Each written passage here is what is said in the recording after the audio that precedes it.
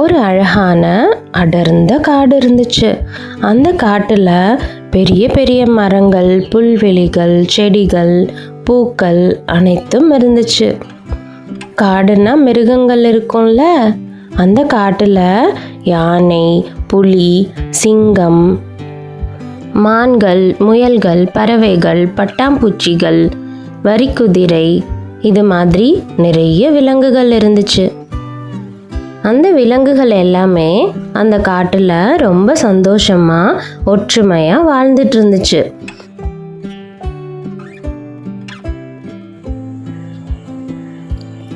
அப்போ ஒரு நாள் அப்பா மானும் அம்மா மானும் தன்னோட குழந்தைங்க கூட ரொம்ப சந்தோஷமா விளையாடிட்டு இருந்தாங்க.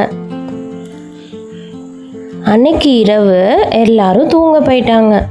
அப்புறம் காலையில் எந்திரிச்சு பார்த்தா தன்னோட குழந்தைங்கள காணும். 2 மானும் தன்னோட குழந்தைங்கள தேடி காடு முழுசும் அலைஞ்சிட்டு இருந்தது. ஆனால் தன்னோட குழந்தைங்க கிடைக்கவே இல்லை. அப்புறம்தான் தெரிஞ்சது, இதே மாதிரி நிறைய விலங்குகள் காணா போயிருக்கு. காட்டுக்குள்ள அங்கங்க விலங்குகளோட எலும்புகள் இருந்தது.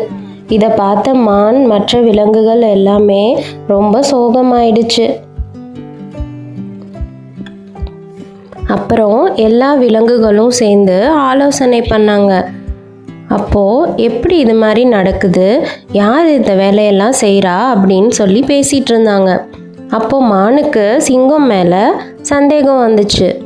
சிங்கம் தான் இந்த வேலையை செய்யுது, நமக்கு தெரியாமல் இரவு நேரத்தில் நம்மளோட குழந்தைங்களெல்லாம் தூக்கிட்டு போயிடுது அப்படின்னு சொல்லி மான் சந்தேகமாக சொன்னுச்சு. எல்லா விலங்குகளும் அதை கேட்டுட்டு இதுக்கு என்ன பண்ணுறதுன்னு யோசிச்சுட்டு இருந்தாங்க.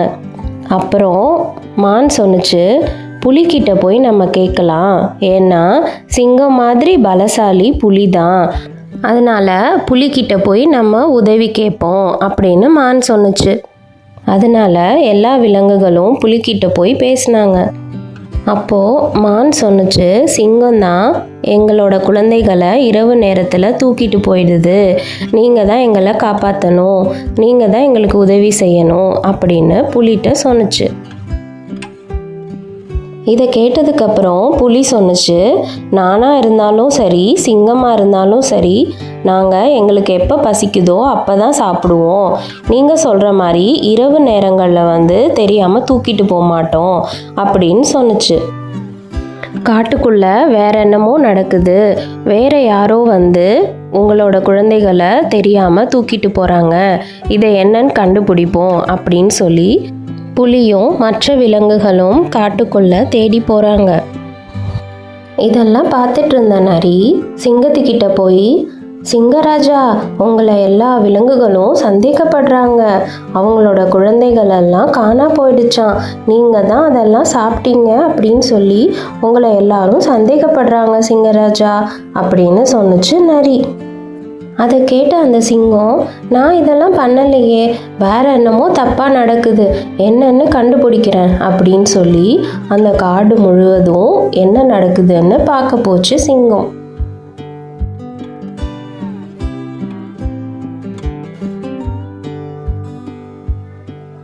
அப்போதான் தெரிஞ்சது, காட்டுக்குள்ள அங்கங்க நிறைய குழிகள் வெட்டி இருந்தது. அப்புறம் விலங்குகளை பிடிக்கிறதுக்கு வலைகள் இருந்துச்சு. இதெல்லாம் எடுத்துட்டு வந்ததுக்கான வண்டி தடங்களும் இருந்தது. அதெல்லாம் பார்த்த சிங்கம், யாரோ மனிதர்கள் தான் இந்த வேலையை செஞ்சுருக்காங்க அப்படின்னு முடிவு பண்ணுச்சு. அதை பார்த்ததுக்கப்புறம் மற்ற விலங்குகளை கூட்டிகிட்டு அதை எல்லாத்தையுமே காமிச்சிச்சு அந்த சிங்கம். அப்போ தான் மற்ற விலங்குகளுக்கும் தெரிஞ்சுது, ஓ, மனிதர்கள் தான் இந்த வேலையை செஞ்சுருக்காங்க, நம்ம தான் சிங்கத்து மேலே சந்தேகப்பட்டுட்டோம் அப்படின்னு நினச்சாங்க. இதெல்லாம் பார்த்ததுக்கப்புறம் எல்லா விலங்குகளும் சேர்ந்து இதை எப்படி தடுக்கிறதுன்னு யோசிச்சாங்க. உடனே நரி ஒரு யோசனையை சொன்னுச்சு. அது என்னன்னா, நாங்கள் சின்ன விலங்குகள் எல்லாம் ஊருக்குள்ளே போனால் மக்கள் எல்லாரும் எங்களை அடித்து துரத்திடுவாங்க, அதனால் நீங்கள் பெரிய விலங்குகள் எல்லாமே ஊருக்குள்ளே போய் மக்களை பயமுறுத்துனீங்கன்னா மக்கள் பயந்துட்டு இந்த காட்டு பக்கமே வரமாட்டாங்க அப்படின்னு சொன்னுச்சு அந்த நரி.